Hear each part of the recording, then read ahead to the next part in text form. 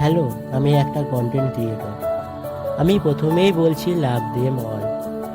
এখানে ভালোবাসার কথা বলা হচ্ছে এই অবলা প্রাণীদের প্রতি, যা আজ আমাদের কিছু নিকৃষ্ট মানুষের জন্যই অবহেলিত হচ্ছে। তাদের মুখে একমতো খাদ্য তুলে দিয়ে যে শান্তি পাওয়া যায় তা আর কোনোখানে নেই।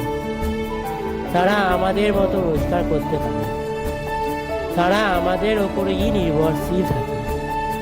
আমাদের কাছে খানিক ভালোবাসা ও খাদ্য পেলেই খুশি থাকে।